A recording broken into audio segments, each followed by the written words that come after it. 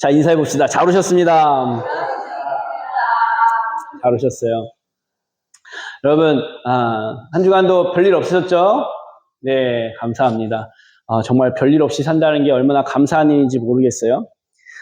오늘은 비본질을 무시할 수 없는 이유, 전도라는 말씀을 가지고 함께 은혜를 나누려고 합니다. 여러분, 옛날에는 통용되지 않고 이해되지 않는 것들이 오늘날에는 너무나 이해가 되고 통용되는 일들이 많이 있습니다. 실례로 들어서 진짜 100년 전만 해도 여러분 우리 박정호 성도님 이게 선글라스 딱 끼고 멋지게 딱 계시잖아요. 근데 옛날에 그쵸 옛날에는 지금 아파서 이게 의료기구 차원에서 끼고 계신데 만약에 옛날에 한 100여 년 전에 저렇게 선글라스를 끼고 돌아다닌다 그러면 어떻게 생각했을까요? 미친놈이라고. 네? 미친놈? 네. 눈이 멀었거나 시력 장애가 있구나 뭐 이렇게 생각을 했죠. 그렇죠? 또 그뿐만 아니죠. 지금은 이렇게 머리들이 희고 빨갛고 검었고 막 이런 게 너무나 자연스럽잖아요. 옛날에 여러분 어렸을 적만 해도 동네에서 여기에다가 핀꼭 여기다 꼭 꽂고 머리 빨갛게 하고 치마 짧게 입고 다니면은 여러분 어떻게 생각했을까요? 그런 사람들이 많았나요, 여러분 동네? 네, 저희 동네에 그런 분들이 오셔가지고. 네, 저희 학창 시절에 머리를 학교에 애가 그 다음날 중학교 때 애가 어디서 맥주로 머리를 감고 와가지고 머리가 노랗게 된 애가 있었어요. 학교 선생님한테 엄청 맞았죠. 근데 오늘날에는요, 그게 전혀 문제가 되지 않아요. 당연시하고 개인의 어떤 스타일을 존중하고 그거를 멋으로 인정해주는 시대가 되었습니다. 이렇게 시대가 바뀌면서 그 당시에는 그게 이상하고 어색하고 우리에게는 정서적으로 와닿지 않는데 이제 오늘날에는 그게 너무나 익숙하고 정서적으로 맞아지는 이러한 일들이 벌어진다는 것이죠. 이게 무엇을 뜻하냐면 여러분 단순히 우리가 유행이나 어떤 스타일을 얘기했지만 이게 곧 이제 옳고 그름의 어떤 사회적 질서의 문제가 되어져 버렸다는 거예요. 옛날에 여러분 저 어렸을 때만 해도 남자가 손잡고 이렇게 다니면 굉장히 부끄러웠어요. 여러분들도 그랬나요? 네. 뭐 중학생, 고등학생 애들이 막 손잡고 이렇게 같이 남자애들끼리 그래 본 적 있으세요? 손잡고 같이 다니는 적 있으세요? 없죠. 저도 없어요. 남자가 갑자기 옆에 와가지고 중학교 동창생이 야 같이 가자 손 딱 잡고 왜 이래 이렇게 하죠. 근데 오늘날에는 그게 너무나 자연스러워진 거죠. 네, 너무나 이게 익숙해져 버린 문화가 되어져 버렸어요. 그래서 동성 간에 손을 잡고 포옹을 하고 뽀뽀를 하는 게 아무런 문제가 되지 않는 세상이 되어져 버렸어요. 이게 뭐예요? 질서가 사회적 암묵적인 질서가 이제 바뀌는 거예요. 기준이 바뀌어져 버린 거예요. 질서가 바뀌는 거예요. 여러분 진리라는 건 상황에 따라 시대에 따라 바뀌면 되나요? 안 되나요? 안 되는 겁니다. 진리는 그것은 시대가 어쨌든 상황이 어쨌든 그것이어야 돼요. 가정이라는 진리는 뭐예요? 남자와 여자가 하나가 되는 게 가정의 진리예요. 그런데 요즘은 남자와 여자가 가정이 된다는 이런 질서를 만들어내고 있는 거예요. 여러분 이게 어떻게 가능할까요? 어떻게 가능해졌죠? 다수가 결정하기 때문이에요. 다수가 결정하기 때문입니다. 그러니까 대세를 따라가다 보면 사회적 질서가 어느 순간에 바뀌어버리게 되는 거예요. 유행을 따라가다 보면 이제 사회적 질서가 바뀌게 되는 거예요. 여러분 이게 오늘날에만 문제가 아니라 이스라엘 구약의 성경 내내 그런 거예요. 이스라엘은 이스라엘의 민족의 정체성과 질서와 진리는 기준은 뭐였어요? 하나님, 유일신을 믿는 거였어요. 그런데 가나안 땅에 들어가니까 대세가 누구를 섬겨요? 바알과 아세라를 섬기는 거예요. 주님이 그 대세를 없애기 위해서 가나안 땅에 들어가면 무조건 우상을 다 없애고 그거 모든 것들을 없애라고 했지만 잔재가 남아있는 거예요. 근데 그게 어느 순간에 시간이 지나면서 너도 나도 할 거 없이 유행이 되어버려요. 대세가 되어버려요. 그러니까 오직 유일신 하나님만 믿는 사람이 오히려 뭐가 되는 거예요? 바보가 되는 거예요. 여러분 우리 여기 여러 명 중에 이게 다수가 있지만 한 사람 바보 만드는 거 쉬워요? 어려워요? 쉬워요. 네. 제가 만약 여기다가, 제가 여기서 코에다 끌고 이렇게 다니면 여러분들 어떻게 생각하세요? 네, 정신 나간 놈이라고 그러잖아요. 그런데 여러분들이 지금 여기 교회 예배들이 다 오면서 뭐를 코에다 다 이렇게 끼고 들어와. 근데 나만 안 꼽았어. 그러면 저 혼자 어떤 생각일까요? 뭐지? 내가 이상한가? 나도 꼽아야 되나? 이런 생각을 할까요? 안 할까요? 하게 된다라는 거죠. 여러분, 그래서 이 대세를 따른다라는 게 얼마나, 여러분, 이 기준을 우리가 혼돈하게 되면 우리는 진리에서 벗어나게 되어집니다. 그렇다면 우리가 이 세상, 여러분, 이 세상 자체는 무엇을 기준 삼아 지금 흘러가고 있어요? 진리일까요? 대세일까요? 역시 우리 해성교 성도들은 진리를 따라 살아가는 사람들이라 우리는 진리를 따라 기준 삼아 살아가지만 이 세상을 살고 있는 이 세상은요, 대세를 기준 삼아 살아갑니다. 그래서 다수가 투표해서 이게 옳습니다 하면 그날부터 그게 옳은 일이 되는 거예요. 맞아요, 아니에요? 맞아요, 여러분. 지금 세상은 그런 시대가 되었습니다. 저 어렸을 때만 해도요, 여러분, 학교에 대한 그런 성실성, 학생으로 했을 때 성실성과 학교에 대한 존중은 학생이 어떠한 태도를 보일 때 그게 나타나면 열심히 학교를 다닐 때, 그죠? 학교를 열심히 다닐 때요. 그래서 옛날에는 어떤 분위기였냐면 아파도 학교를 빼먹을까요? 갈까요? 가서 1교시라도 하고 이렇게 조퇴하고 왔단 말이죠. 그게 우리 시대의 정서적인 그런 생각이었어요. 그런데 오늘날에는요, 아프면 학교 가면 안 되는 거예요. 안 되는 거예요. 왜요? 전염병을 옮기니까. 이 코로나 이후에 이 대세가 바뀐 거예요. 옛날과 완전 다른 가치가 우리 안에 질서로 자리 잡게 된 거예요. 옛날에는 학생의 성실성과 학교에 대한 존중과 존경이 열심히 아파도 학교에 가는 거라면 이제 아닌 거예요. 여러분, 이게 학교의 한 예였지만 이제 교회를 생각해 봅시다. 옛날에는 비가 오나 눈이 오나 바람이 부나 내가 병드나 교회 열심히 가는 게 우리 기준이고 질서였어요. 근데 코로나 이후에 감기가 걸리고 병이 걸리면 교회를 가는 게 오히려 눈치가 보이는 그런 시대가 되어버렸다는 거죠. 그러면 여러분, 뭐가 옳고 뭐가 그른 거예요? 둘 다. 회색지대는 없습니다. 근데 저 말이 정답이기도 해요. 여러분 헷갈리잖아요. 그럼 어떻게 해야 되는 거야? 가야 돼 말아야 돼? 제가 요번에 우리 하민이가 열감기가 나가지고 학교를 보냈어요. 막 아침에 미열이 난다 그러더라고요. 막 37점 뭐 또 막 이렇게. 근데 저 어렸을 때 생각하고 학교에 보냈죠. 근데 보건실에서 전화 왔어요. 학교에서. 애를 왜 보내냐고 연락하는데 왜 보내냐고 연락하는데 빨리 데려가라 그래서 바로 병원에 데려갔죠. 혼돈이 오더라고요. 그럼 어떻게 해야 되는 거지? 이제 우리가 시대를 살아가는데 너무나 많은 것들이 바뀌고 대세가 계속 바뀌어 가는데 오늘은 여러분 이게 대세였다라도 내일은 이게 대세가 아닐 수가 있는 거예요. 그죠? 계속 바뀌어져 가는 기준과 삶의 어떤 질서들을 우리가 어떻게 따라가요? 그게 옳은지 그른지 어떻게 알고 따라가요? 그래서 주님이 우리에게 한 가지 기준점을 주시는 거예요.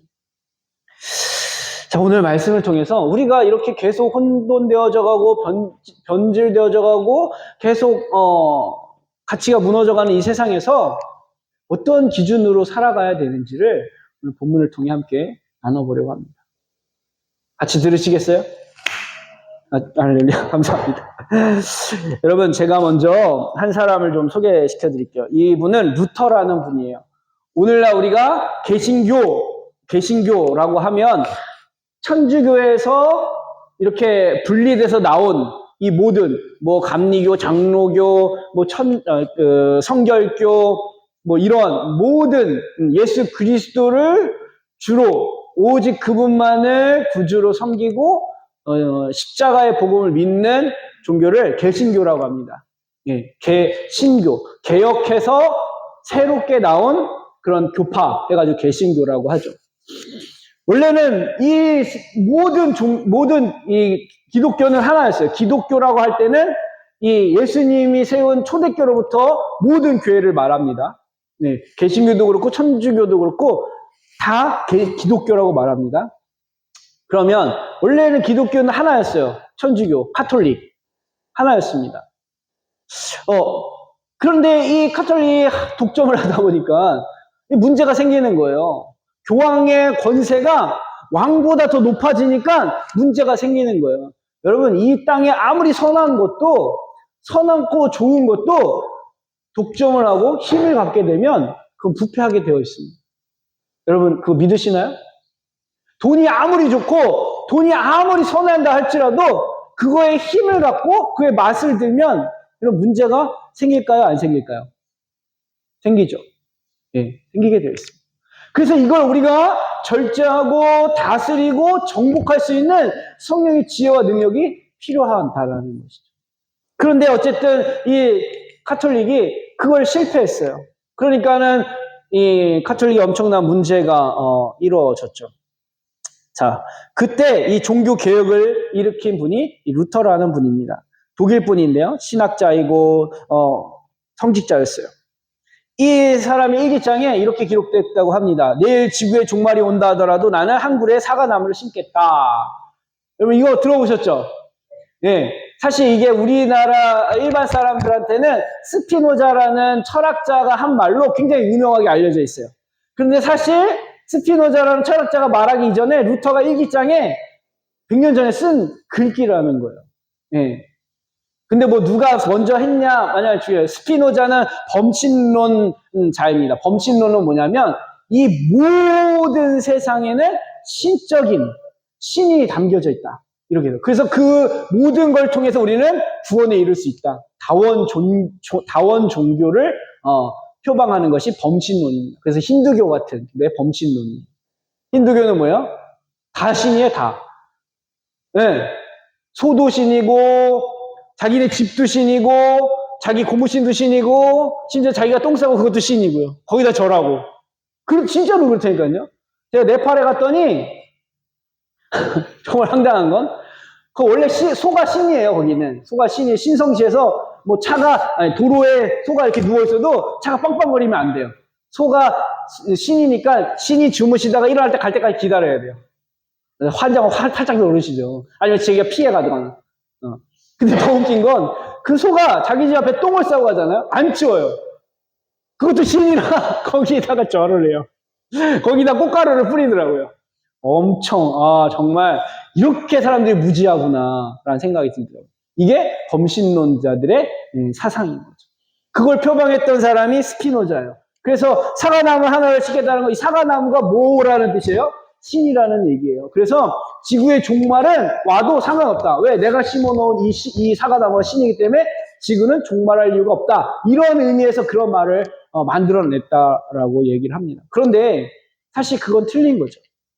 루터가 말하는 것은 내일 지구의 종말이 온다 할지라도 난 한 그루의 사과나무를 심겠다는 건 뭐냐면 나는 오늘의 이 현실의 문제를 피하지 않겠다. 하나님을 소망하고 내일이 나에게 없다 할지라도 지구가 끝나면 내가 없는 거잖아요. 나는 그렇다고 해서 오늘을 그냥 무시하지 않겠다는 거예요. 현실을 무시하지 않겠다는 거예요. 믿음으로 끝까지 맡겨진 현실의 삶을 성실하게 살아가겠다라는 고백이었던 것이죠. 여러분들 어떠한 철학자, 어떤 사람의 말이 여러분들에게 더 믿음이 가나요? 범신론적인 주장이에요? 아니면 유일신 하나님에 대한 믿음의 주장이에요? 그렇죠. 유일하신 하나님에 대한 믿음의 이 고백이 더 와 닿습니다. 그러니까 루터는 이 한 그루의 사과나무를 심겠다라는 것은 이 당시에 이 카톨릭이 너무나 부패하니까 이제 이 교회를 회복시켜야 되겠다는 결단과 의지가 있었더라는 것이죠. 여러분 만약에 아까 우리가 한 사람 바보 만드는 거 쉽다 그랬잖아요. 교회가 정말 사이비가 되고 이단이 되고, 여러분 제가 막 요즘에 그 나는 신이다 여러분들 보셨어요? 보지 마세요. 정말 정말 구역질 나고 머리 아프고 영적으로 굉장히 정말 안 좋아요. 이단들에 대한 고발되는 PD 수첩인데 막 별의별 짓을 다 하더라고요. 막 뭐 거기 성추행은 뭐 그런 이루 말할 것도 없고요. 뭐 탈선, 도박, 정말 무서운 거예요. 여러분 만약에 지금 카톨릭이 사실 그런 죄의 온상으로 가득 차 있는 모습이거든요. 여러분 구원을요 돈 주고 팔았어요. 면죄부라고. 그리고 마리아와 수많은 신상들을 숭배했다니까요. 그리고 이렇게 물을 생명수라고 팔았어요. 교회에서. 근데 이런 짓을 오늘날 이단들도 하더라고요. 만민중앙교회 이재롱 목사라고 뭐 생명수라 그래가지고 뿌리기만 하면 무슨 병이든 다 막 고친다고 막 고장난 문도 물 뿌렸더니 문이 열렸다 그러고 고장난 냉장고도 물 뿌렸더니 고쳐졌다 그러고 막 이런 엄청난 사기를 치는데도 사람들이 믿어요. 왜 그럴까요? 진실을 말하는 사람이 없어서. 그냥 거기서 세뇌되고 포기한 거예요. 이 엄청난 이거를 깰 수 있는 믿음의 용기가 없는 거예요. 근데 어떤 한 사람이 그걸 깼죠. 그 사람의 교활하고 사기를 만방에 공개했죠. 그랬더니 만민중앙교회가 무너졌지만 여전히 그 잔잔들은 남아있죠. 아무튼 이 루터도 그러한 죄의 온상과 같은 교회의 이 문제들을 정말 달걀로 뭘 깨야 되는 거예요? 바위치기를 하는 거예요. 바위치기는. 이 대도 안 되는 일을 하는 거예요. 그런데 그는 포기하지 않았어요. 왜 그랬을까요? 이 세상에 마지막 등불이 되어야 할 교회가 이렇게 무너지는 걸 가만히 볼 수 없었던 거예요. 그러니까 루터는 한 그루의 사과나무라도 심어야 이 현실에, 이 문제 앞에 그냥 거기에 그냥 나도 순응하고 나도 거기를 그냥 이렇게 편협해서 살아가는 게 아니라 진리를 붙잡고 진리에 맞서 세상을, 이 교회를 변혁시키기 위해서 투정했던 그런 사람이었던 것이죠. 여러분, 루터는 결국 종교개혁을 일으키고 그 개혁 덕분에 오늘날 성경으로 돌아가서 성경대로 제대로 된 믿음을 가지고 이 세상의 등불로 살아갈 수 있는 그러한 이 교회를 만들어냈습니다. 물론 하나님이 하신 거겠죠. 거기에 저와 여러분들이 지금 이렇게 함께 하는 거예요. 감사합니다, 여러분들. 자, 그렇다면 여러분 가만히 생각해 볼 때 과연 내가 루터가 될 수 있는가? 여러분, 불의와 부정으로 가득 찬 이 세상 속에 대세가 진리라고 말하고 대세가 무조건 맞다라고 말하는 이 세상 속에 아무리 봐도 그건 아닌데, 그건 진리도 아니고 그건 우리가 진정으로 추구하는 행복한 삶을 이루는 질서가 아닌데, 그게 사람들은 그게 좋다고, 그게 맞다고 그걸 추앙하는 이 세상 속에서 우리는 무조건 반대하고 무조건 그걸 무시하고 살아갈 수 있는가?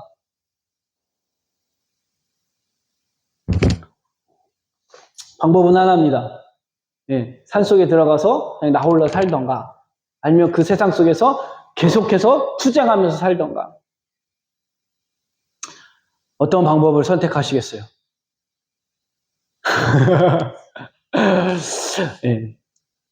그리고 주님이 지혜로운 방법을 주셨어요.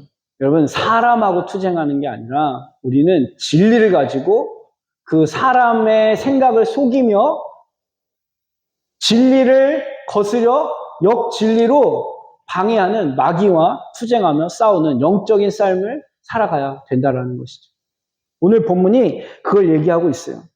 여러분, 오늘 본문의 성전세를 내는 상황에서 예수님이 행동하신 한 가지의 사건을 우리가 만날 수 있습니다. 먼저 이 상황이 있기 전에 예수님은 제자들에게 내가 곧 죽고 부활할 거다라는 말씀을 22절, 23절에 이렇게 얘기하셔요. 갈릴리에 모일 때 예수께서 제자들에게 이르시되 인자가 장차 사람들의 손에 넘겨져 죽임을 당하고 제3일에 살아나리라 하시니 제자들이 매우 뭐했대요?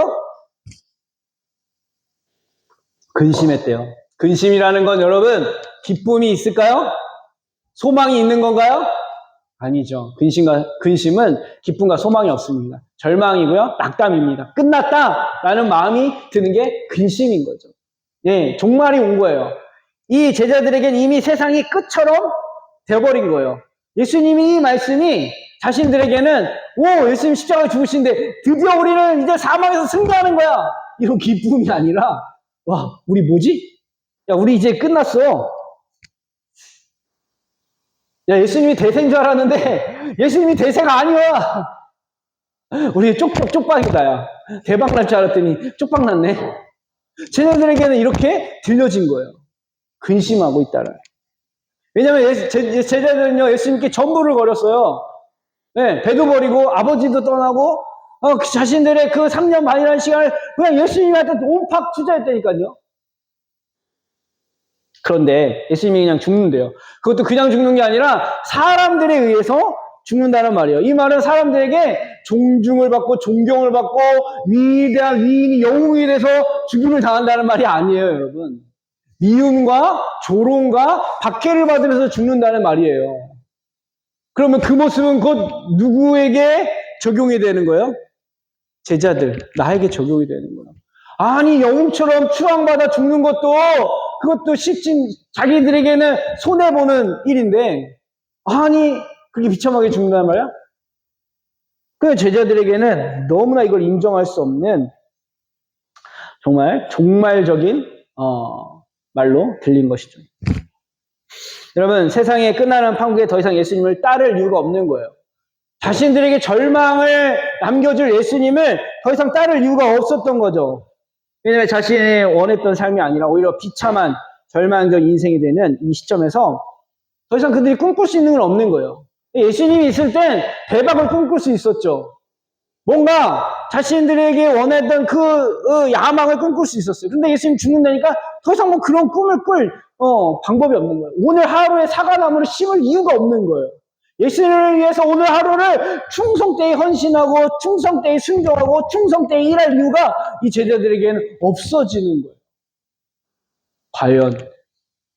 과연 그들의 그 처한 상황이 그들이 느끼는 이러한 결론이 맞는 걸까요? 그렇지 않죠. 주님이 그래서 그렇게 느끼고 있는 제자들을 위해서 오늘 한 상황을 보여주시는데 성전세라는 거예요. 성전세. 자, 예수님께서 베드로에게 말씀하십니다. 자, 본질과 비본질을 어떻게 구분하고 그 비본질을 어떻게 해결해야 될지를 말씀하여 주셨어요. 24절부터 26절, 27절 보면 가버나움에 이르니 반세계를 받는 자들이 베드로에게 나와 이르되 너희 선생은 반세계를 내지 아니하냐? 이르되 내신다 하고 집에 들어가니 예수께서 먼저 이르시되 시몬아 내 생각은 어떠하냐? 세상 임금이 누구에게 관세와 국세를 받느냐? 자기 아들이냐? 타인에게냐? 베드로가 이르되 타인에게니이다. 예수께서 이르시되 그렇다면 아들들은 새 면하리라. 그러나 우리가 그들의 실족하지 않게 하기 위하여 내가 바다에 가서 낚시를 던져 먼저 오르는 고기를 가져 입을 열면 돈 한 세겔을 얻을 것이니 가져다가 나와 너를 위하여 주라 하시니라. 아멘. 아멘. 네, 지금 성전에 세금을 내는 이야기가 이제 시작됩니다. 여러분, 유대인들에게는 성전은 국가의 최고 기관이었어요. 네, 우리는 국가의 최고 기관이 뭐예요? 저도 갑자기 생각이 안 나네요. 국회일까요? 대통령실인가요? 예. 네, 아무튼 우리 동네의 최고 공공기관은 뭐죠? 상위기관? 면사무소인가요? 네. 뭐 여러 가지가 있겠죠.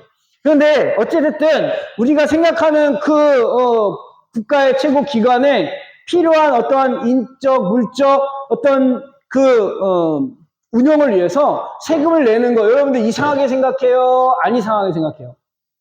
당연하게 생각하죠. 당연하죠. 유대인들에게는 이 성전에서 세금을 내는 게 이런 거였어요. 우리가 느끼는 것처럼. 왜냐하면 이 성전이 존재함으로써 자신들이 존재한다고 생각하기 때문에 그래요. 네. 그만큼 성전을 아주 중요한 국가의 기관으로 생각하고 있던 상황입니다. 그러니까 성전에서 돈 좀 내 하면 이 사람들은 의심하지 않고 그냥 당연히 냈다라는 거예요. 왜 내야 되는지, 이걸 어떻게 할 건지 생각을 안 했다라는 거예요. 여러분, 교회에서 여러분 뭐 할 테니까 헌금합시다 라고 하면 무조건 그냥 내야 될까요? 아니면 그거에 대하여 어떤 생각과 고민과 기도를 해봐야 될까요? 해봐야 돼요, 여러분. 안 하고 헌금하니까 그 이만희가 나오는 거예요. 이만희가. 여러분 생각할 때 믿음으로 정말 이거 주님이 기뻐하실 일이고 주님이 나에게 원하시는 일이구나 라고 생각이 될 때 그때 하면 그건 하나님이 책임져 주시는 축복의 통로가 됩니다. 확실합니다. 저도 그걸 경험했으니까요. 제 인생에서. 하나님께 물질을 드리는 건 너무나 하나님의 큰 사랑을 덧입는 축복의 기회였어요. 그런데 교회에서 만약 카톨릭이 면죄부를 파듯이 또한 그 이만희가 뭔가 이렇게 자기 생일이라고 헌금을 요구하듯이 이러한 것처럼 그냥 맹목적으로 하는 이러한 일들이 이 유대 사회에 만연하게 벌어지고 있었다는 거죠. 여러분, 이 성전세라는 건 사실 속전세였어요. 속전세. 속전세는 뭐예요? 속해주는 거예요. 뭔가 대가를 지불해서 그냥 누가 외상을, 하민이가 우리 집사님 가게에서 외상을 하면 제가 대신 가서 갚아주는 거. 이게 속전이어서 속전. 근데 이 이스라엘 백성들은 이 속전세를 의무적으로 20세 이상 하나님께 드려야 했습니다. 하나님의 명령이었어요. 그런데 하나님이 속전 세금을 내라라고 말씀하지 않고 속전 예물을 드리라 이렇게 말씀하셔요. 이게 뭐냐면 이스라엘 백성들이 애굽에서 탈출할 때 문설주에다가 양의 피를 바릅니다. 어린 양의 피를 발라요. 구속의 사건을 상징하는 너희는 내가 내 아들 예수 그리스도의 피값으로 내가 샀다라는 것을 기억하라고 속전 예물을 드려라라고 말씀합니다. 그러니까 이들이 성전에 이 속전세를 드리면서 무엇을 기억해야 되는 거예요? 자신들이 어떻게 구원받았는지, 우리가 어떠한 구원을 받은 민족인지를 기억해야 되는 것이 이 속전세의 진정한 의미였다는 거죠. 근데 누구도 그거에 대해서 깊게 생각하고 그것을 중요하게 여기지 않았다라는 거예요. 그냥 국가 최고 기관에서 돈이 필요하니까 인건비도 필요하고 여러 가지 운영이 필요하니까 이걸 드리는구나, 이걸 줘야 되는구나 라고 생각하고 그냥 주었다라는 거예요. 그때 예수님께서 베드로에게 본질적인 질문을 던집니다. 누구도 그 본질적인 질문을 던지지 않는 그때에 예수님께서 본질적인 질문을 던지세요. 세상 임금이 누구에게 국세와 관세를 받느냐? 아들이냐? 타인이냐? 당연히 타인에게 받는 것이 정상이죠. 당연한 질문이었어요. 예수님은 성전세를 내실 뿐이 아니라 성전세를 받는 주인이신 분이세요. 예수님이 이 성전의 주인 되신 분이셨습니다. 또한 구약의 속전 예물로 치니 십자가의 대속물로 죽으실 분이기 때문에 예물이 돈이 아닌 생명을 지불하여 자신이 속전되어 주신 분이셨습니다. 그러니까 속전세를 낼 이유가 없는 분이고 오히려 속전세를 달라는 그에게 속전세를 받아야 될 분이신 거예요. 그러니 예수님 시대에 들어진 속전세 세금의 속전의 의미를 그렇게 상실된 채 그냥 의무적으로 통상적으로 하는 그런 시대가 되었던 거죠. 그럼에도 불구하고 예수님은 베드로에게 본질이 비본질이 되어버린 이 제도를 무시하지 않으셨어요.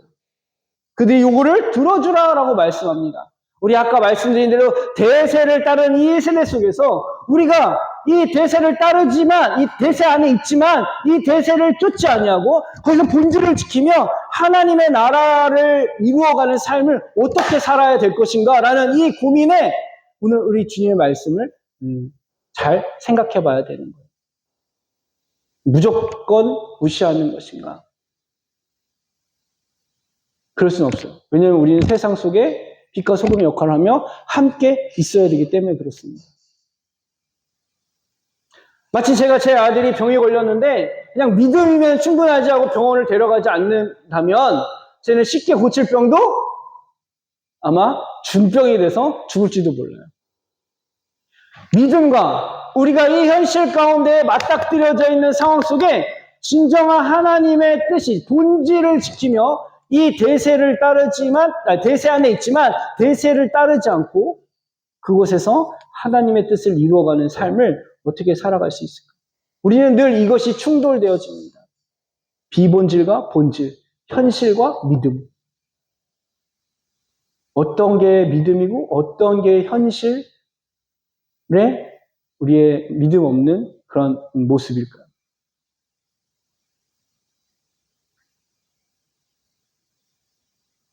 예수님이 이 비본질로 본질이 상실되어진 이 현실을 주님께서 피하시거나 그것을 무시하시거나 그것을 바꿔버리시거나 그러지 않으셨어요.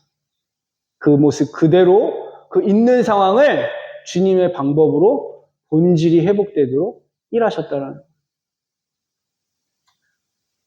그런데 그 비본질을 다루시는 방법이 현실을 초월하는 방법이었어요. 여러분 이걸 잘 기억하십시오.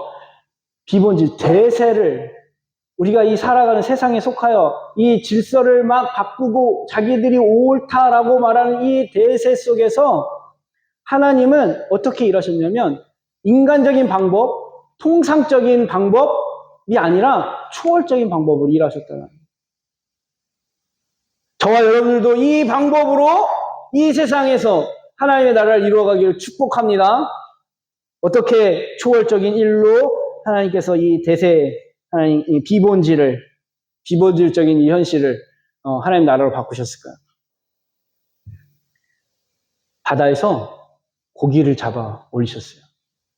이거는 비현실적인 일이에요? 현실적인 일이에요? 현실적인 일이에요. 누구든지 바다에서 고기를 잡을 수 있어요. 그런데 그 잡아 올린 첫 고기의 입안에서 돈을 꺼낼 수 있는 건 비현실인가요? 현실인가요? 비현실적인 일인 거죠. 여러분 우리가 이 상황을 좀 보겠습니다. 마치 예수님께서 신용카드를 베드로에게 딱 주시면서 야 가서 현금 뒤웃기 해서 너와 나를 위해서 돈을 찾아서 성전세를 내고 와라 라고 말씀하시는 것처럼 베드로에게 야 고기 낚시를 가져다가 고기 잡아 그리고 걔 입에서 돈 나올 거야 갖다다가 줘. 이마치 이렇게 얘기하시는 거예요. 와 여러분 정말 대단하신 분입니다. 대단하신 분이시죠. 왜 그렇게 하셨을까요? 왜 예수님은 물고기를 현금 인출기로 사용하셨을까요? 그 당시만 해도 여러분 돈을 구할 수 있는 장치들이 여러 군데가 있었어요. 가족에게 가서 돈을 좀 받아오라 하든지 제자들에게 돈 좀 거두라고 하든지 아니면 예수님 주머니에서 돈을 좀 꺼내서 줄 수도 있었을 거예요. 그런데 왜 물고기였을까요? 물론 예수님은 하나님이시니까 못할 게 뭐가 있겠어요. 그런데 문제는 우리가 이성적으로 현실적으로 납득할 수 없는 상황을 주님께서 만드셨다는 거예요. 거기에 분명히 뭔가 의도가 있다는 거예요. 저와 여러분들이 쉽게 이해하고 납득되는 방법으로 했다면 그거는 그냥 일상적인 일이고 현실적인 일인 거죠. 그런데 우리가 생각하지 못한 방법으로 하셨다는 건 거기에 예수님께서 뭔가 이 세상의 잘못된 비현실적인 대세를 따르는 이 비본질적인 이 세상 속에서 본질을 가지고 살아가는 삶을 주님께서 보여주고 계시다는 거죠. 그리고 그 본질을 따르는 자들을 주님이 어떻게 지키시고 인도하시는지를 보여주고 계신다는 거죠. 여러분, 비본질적인 일에 이 본질이 도전받는 세대에 우리가 살고 있다고 제가 앞서 말씀드렸습니다. 동성애라든지 아니면 수많은 법과 질서들이 바뀌어가는 이 세상 속을 보면서 그럼 만약에 베드로에게 예수님께서 주머니에서 가서 야 그들이 달라는 이걸 갖다 줘라 라고 해서 예수님께서 그렇게 꺼내주셨다면 베드로는 앞으로 이 비본질적인 일을 해결함에 있어서 어떤 방법을 사용할까요? 자기가 배운 대로 예수님이 답이잖아요. 예수님이 가르쳐 주신 대로 하는 거예요. 내 주머니에 있는 걸 가지고 그 문제를 해결할 거란 말이에요. 비본질적인 문제를. 대세의 문제를 내가 할 수 있는 방법, 내가 감각하고 경험할 수 있는 방법으로 해결할 거란 말이죠. 예수님이 주머니에서 꺼내셨거나 누군가에게 가서 받아오라고 했거나 그런 비본질적인 문제를 우리가 본질을 가지고 이거를 이겨나갈 수 있는 이 세상을 하나님 나라로 세울 수 있는 방법은 우리가 초월자이신 하나님의 도움을 받아야 된다는 거죠. 우리의 수준과 우리의 방법과 우리의 경험으로 그 비본질을 상대하면 안 된다라는 말씀인 것이죠. 그러니까 우리는 철저히 누구의 도움을 받아야 되냐면 하나님의 도움을 받아야 된다. 예수님을 의지하라는 거예요. 이 세상을 피하거나 이 세상을 무시할 수 없는 우리가 한복판에 살아가고 있는 우리가 정말 살아갈 수 있는 믿음을 지키고 진리를 붙잡고 살아갈 수 있는 방법은 본질이신 예수 그리스도 그분을 의지하는 방법밖에 없는 거예요. 여러분 물고기 입에서 돈을 끄집어낼 수 있는 분은 누구밖에 없겠어요? 예수님밖에 없는 거예요. 하나님뿐인밖에 없는 거죠. 여러분 놀라운 것은 주님께서 얼마나 이 믿음으로 주님을 의지하고 주님을 따르는 자들에게 은혜를 베푸시고 그들이 그 본질을 진리를 가지고 이 비본질적인 세상의 대세 세상에서 본질을 지키며 살아갈 수 있도록 도우시는지 우리는 이 장면을 통해 깨닫게 됩니다. 베드로는 어부입니다. 그가 할 수 있는 그가 하는 모든 일은 너무나 익숙한 거예요. 낚시는 그가 뭐 누구한테 배워서 물어봐서 지렁이는 어떻게 껴야 돼요? 미끼는 뭐 해야 돼요? 물어봐서 가서 낚시했을까요? 아니죠. 낚시하는 건 너무나 쉬운 일이었어요. 베드로에게. 그런데 거기서 물고기가 잡히고 입에서 돈이 나오는 건 베드로에게는 불가능한 일입니다. 이 말은 여러분 이 비본질적인 세상에서 비본질적인 일들을 우리에게 요구하는 이 세상에서 진리를 가지고 본질을 지키며 살아가는 이들의 살아가는 모든 삶을 하나님은 어떻게 역사하시냐면 하나님의 능력이 나타나는 삶으로 하나님 인도하신다는 거예요. 여러분들이 하고 있는 그 삶의 행동과 말과 여러분들의 직업과 여러분들의 일터가 물고기에서 돈이 나오는 그런 일들로 하나님이 책임져 주시고 인도하신다는 거예요.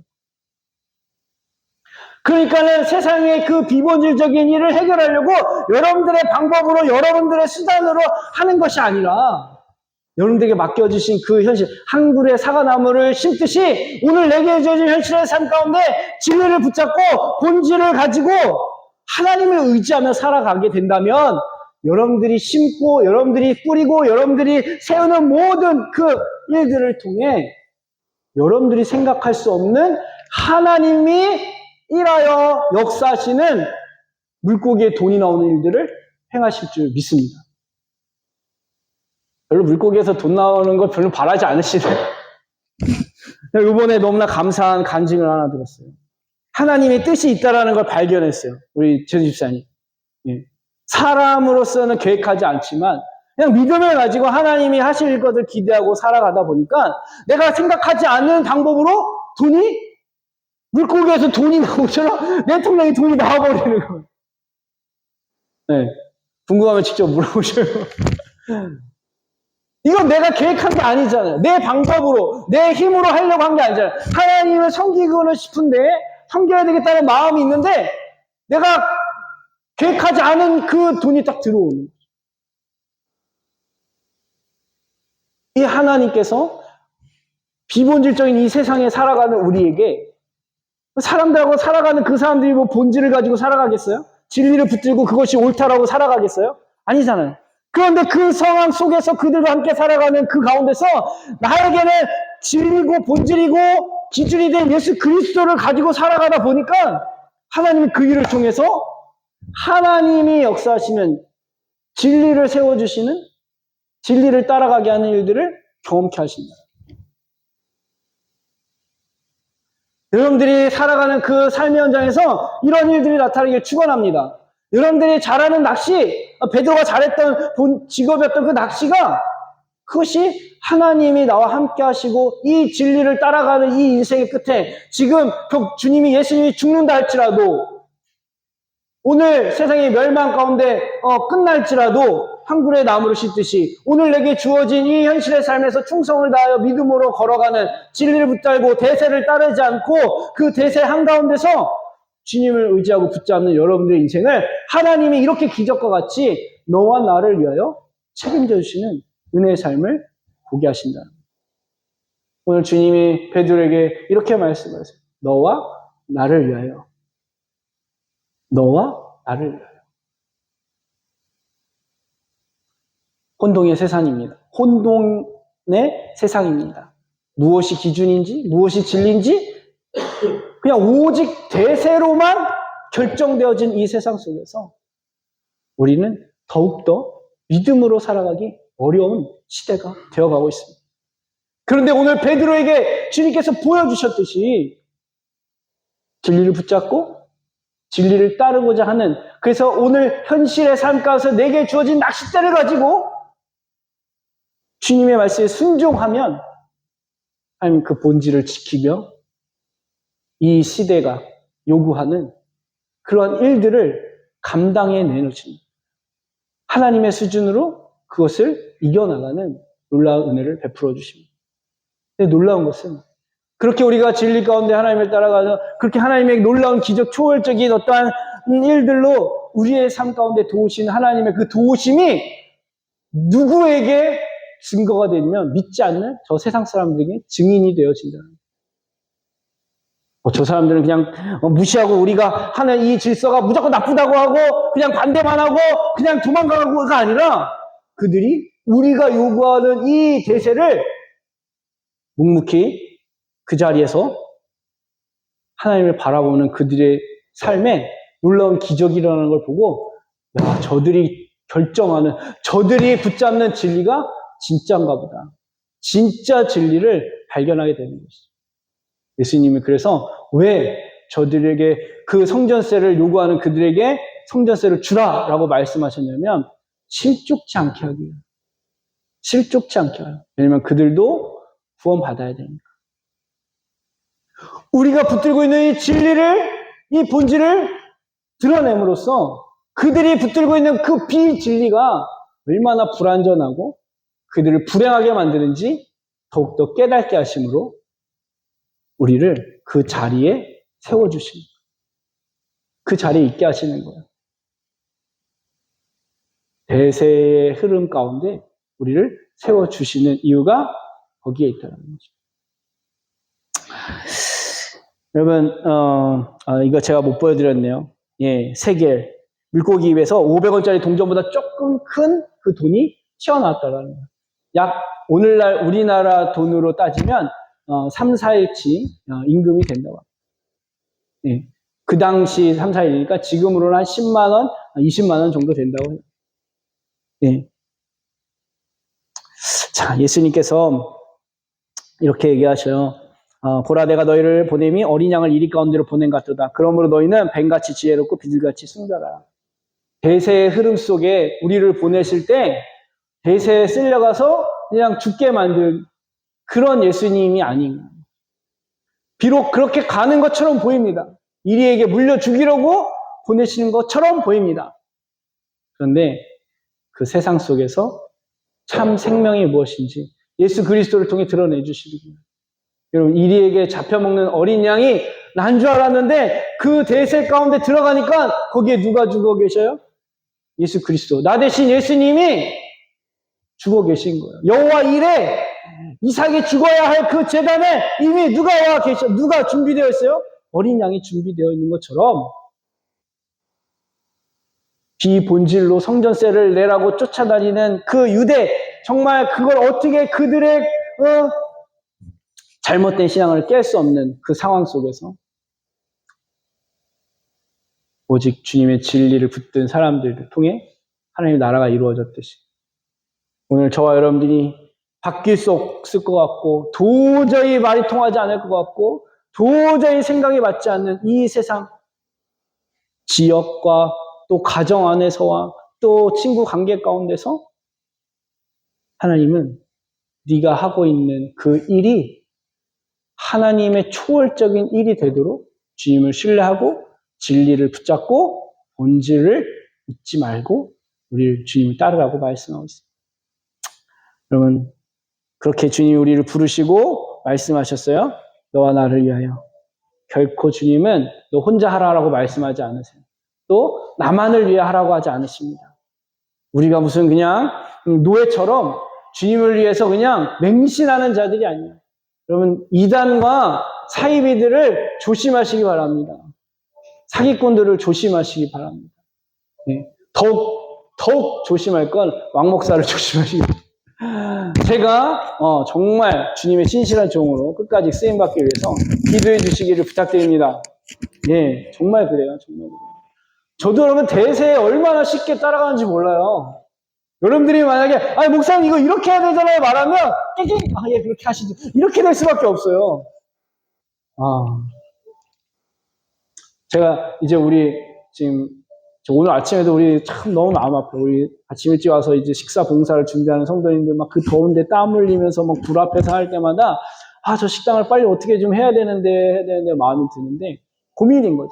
저기를 개조해서 하자니 참 손볼 데가 많고 좀 어렵고 또 새로 하나 짓자니 좀 여러 가지 형편적으로 그렇고 어떤 게 더 선하고 옳은지 기도하게 됩니다.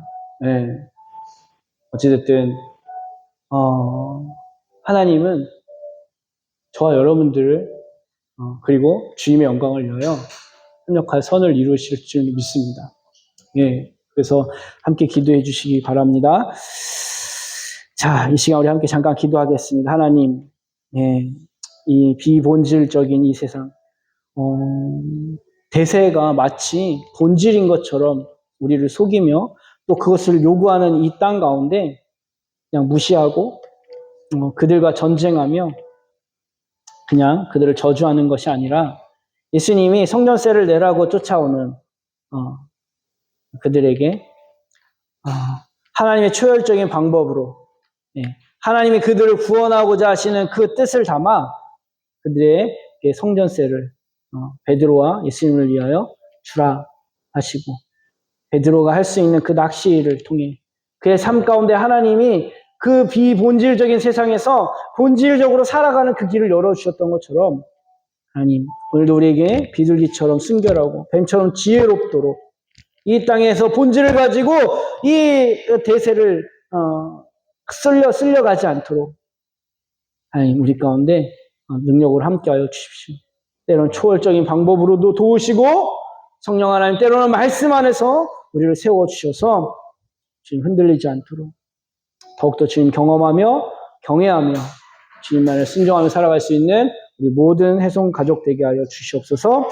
오늘도 주님만을 의지하며 우리를 권하신 예수 그리스도의 이름으로 간절히 기도하옵나이다. 아멘. 아멘. 아멘. 할렐루야. 감사합니다.